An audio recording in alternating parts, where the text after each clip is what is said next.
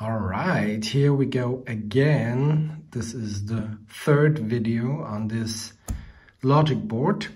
And again, it was Dr. Dave from Dr. Dave's Diversions who suggested to test the 12-volt power supply. And today we're going to do that. First, I have removed the cable that usually goes to the analog board because I know the analog board is fine. And what I will do first is I will test with the multimeter if those pins have a continuity towards here, towards their corresponding end of the cable. Now I have the multimeter already in place. And I will just briefly set it up. So we'll start with the white pin, which should be the first one. And we have a resistance. And exactly like that, I will just go through it port by port in order to see if one of these fail.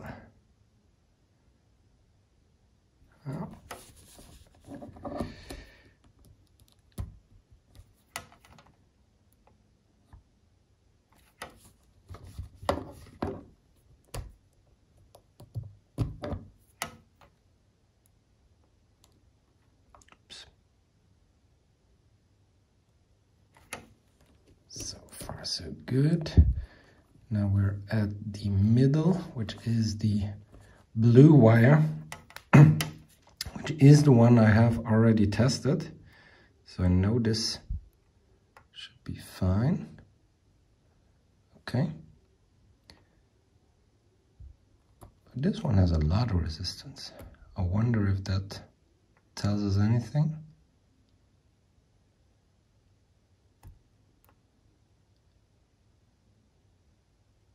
Okay.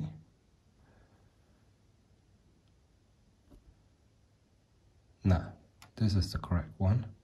But I wonder, because I touched the wrong pin and I do have resistance, which I shouldn't have. So maybe these two are shorted. Let's see, let's continue. No, that one is fine as well.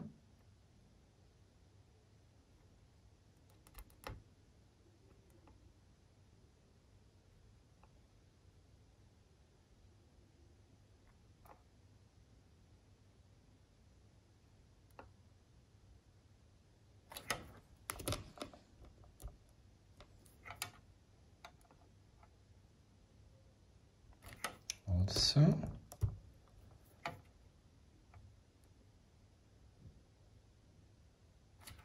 right, number 2 and 1 to go.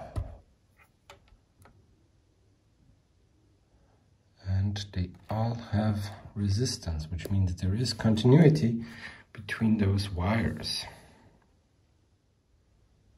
Now the next thing I will try is I will check the 12-volt power supply. And I'll do that by doing something I wanted to do a long time. This is Macintosh Repair and Upgrade Secrets again, which is measuring the voltage through the floppy connector port.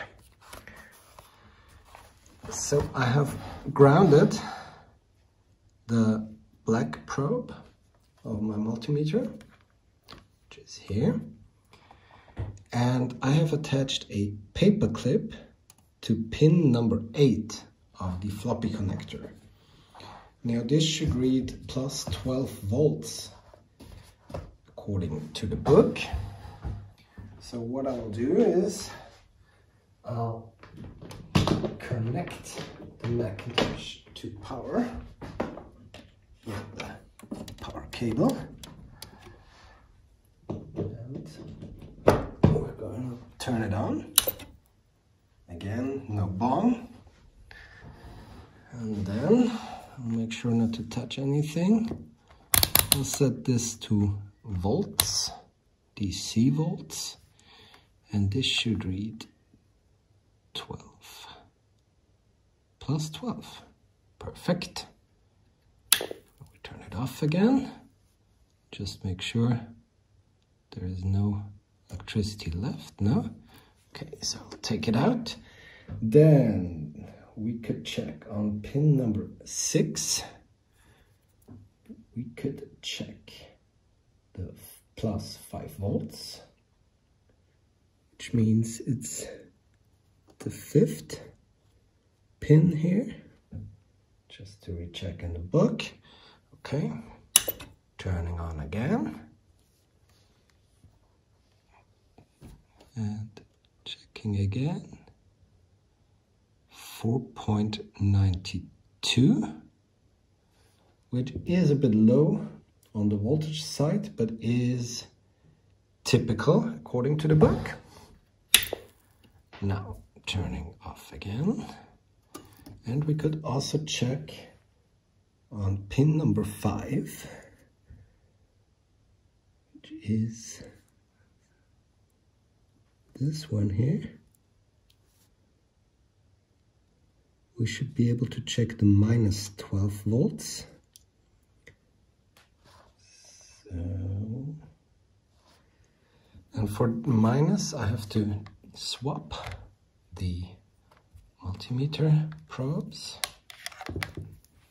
So we'll ground the red one. And I will test it with the black. Turning on. And we have 12 volts. So that means, just checking again, 12.10, which is also in the typical range. So the voltage is fine. Thanks again, Dave.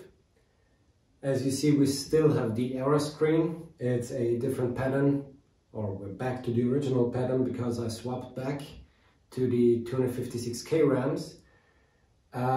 We've established today, I think, that it's not the power supply on the board, or maybe these 2 pins in the middle, but I don't know how to solve this because the solder joints look fine and they don't seem to be shorted in any way.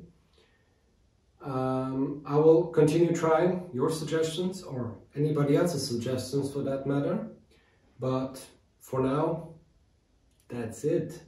Let's hope we'll get this running soon. Thanks again and take care. Cheers.